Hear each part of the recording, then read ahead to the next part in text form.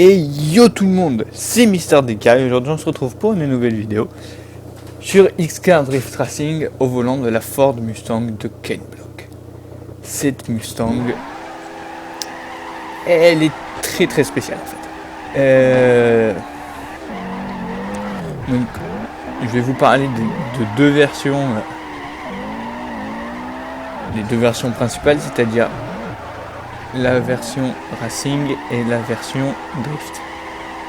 Donc c'est juste au niveau fiche technique et des pneus que ça change. Aspect visuel, c'est vraiment au niveau des roues que ça change, notamment l'angle des roues, etc. Bon.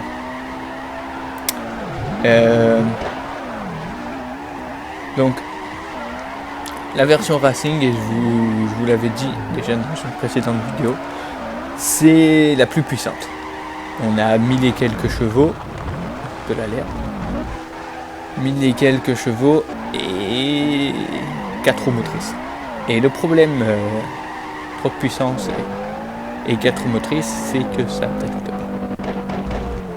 Ça part en vrille en fait. La voiture, elle, soit elle dérape pas, soit elle dérape, mais quand elle dérape, c'est pas contrôlé du tout. Ça veut dire que le contre-braquage, 0. Les 4 roues, ils adhèrent. Si on met un coup de frein à main, c'est toute la voiture qui décroche et pas que le train arrière. Donc voilà, je vous laisse imaginer la catastrophe. Le truc, c'est que quand j'ai vu que la Mustang a fait apparition dans le jeu, j'étais vachement excité par rapport au fait de pouvoir drifter avec cette Mustang qui est assez mythique au niveau du drift. Ken Block, il a la réputation qu'il a, et j'aime beaucoup, si on peut dire, le travail qu'il fait et son style de conduite, tout ça. Franchement, pour moi, c'est un excellent pilote. Après, il y a deux avis sur est-ce qu'il fait du gymkhana et tout ça. Bon, je vais pas rentrer là-dedans parce que c'est pas du tout l'objet de la vidéo. Mais donc on va se concentrer sur cette Mustang. Donc pour moi, la meilleure façon de drifter avec, ça reste de prendre le mode, enfin la configuration drift. Donc on est à moins de 1000 chevaux, j'ai plus la puissance exacte. Je vous mettrai la fiche technique à la fin pour que vous puissiez voir tout ça. Donc elle va accélérer moins fort, parce que c'est vrai que dans la version Racing, elle accélère très touchez les auto. Elle accélère très fort. Mais voilà, pour le drift, ça sert pas à grand chose. Donc version drift, il va falloir la secouer la voiture.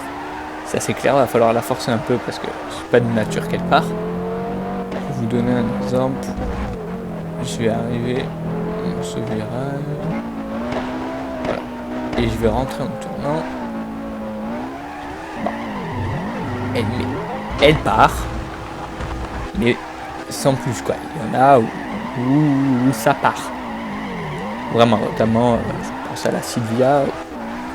C'est beaucoup plus facile de la faire partir et de tenir un drift. Là, en ligne droite, vous oubliez. Je vais vous donner cet l'exemple. Pardon. Ici, on va prendre un peu de vitesse. Je vais tenir le drift.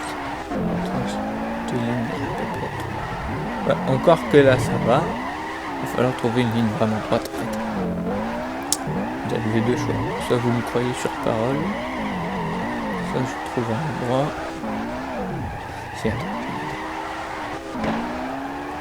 Donc je vais vous montrer ça en attendant. Donc ligne droite, c'est plutôt compliqué. Donc, déjà tout ce qui est circuit style Silverstone, Bathurst ou mon panorama, vous l'appelez comme vous voulez. Moi je préfère mon panorama personnellement, avis personnel. Ou le dernier circuit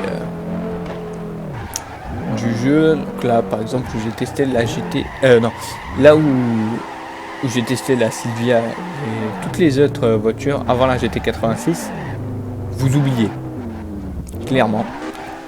Et donc c'est pour ça que je l'ai amené sur ce petit circuit où il y a des virages, des enchaînements de virages, où il y a moyen de la faire drifter en fait. Donc je pense que ce circuit ça reste le mieux quand même pour le faire drifter.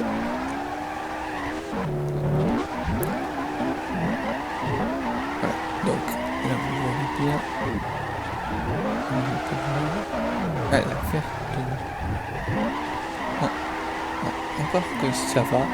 C'est vraiment sur les très très longues lignes droites, style celle qui a Silverstone, le panorama, tout ça, bon, c'est plutôt balèze. Voilà, c'est balèze. Ça peut se faire, voilà. C'est-à-dire que ça peut se faire, mais il y a intérêt à enchaîner des petits styles de virages comme ça, où c'est faisable. Mais donc, on va dire qu'elle va plutôt préférer les enchaînements de virages, style ça. Hop, j'ai cherché trop loin sur le vibreur. Voilà. Après, c'est vraiment tout au niveau du style de conduite. Je reconnais que pour les lignes droites, j'ai peut-être un peu abusé. C'est faisable, quoi. C'est pas impossible, mais c'est pas son domaine de prédilection. Ce qu'elle va pas trop aimer aussi, c'est les très longs virages. Si vous voulez faire tenir un moment la voiture, où là, si vous mettez pas beaucoup d'angle, elle va avoir tendance à revenir. Voilà, il faut vraiment bien doser l'angle, l'accélérateur, tout ça. Même le frein 1. Et dans l'épingle à cheveux, normalement elle tient vachement bien. Je vais vous avouer que c'est ma deuxième tentative de record. Là, ouais, voilà. Là ça va, j'ai pas trop mal pris. Parce qu'avant, à chaque fois, je partais en tête à queue. Donc voilà, en fait, ce qu'il faudrait retenir, c'est qu'il faut prendre les virages avec pas mal de vitesse. Et bien doser. Voilà, après j'aime beaucoup cette voiture pour ce qu'elle est, pour la réputation qu'elle a, pour l'aspect esthétique qui est beau, clairement. C'est une belle voiture. Mais voilà, niveau conduite, alors après c'est peut-être le jeu qui fait ça et qu'en réalité c'est mieux, mais en 4 roues motrices c'est infaisable. Propulsion c'est déjà un peu mieux, mais c'est pas ma voiture préférée dans ce jeu pour pouvoir drifter. Donc voilà, c'était mon avis à peu près sur cette Mustang. Donc moi je vous dis à la prochaine tout le monde, portez-vous bien, peace.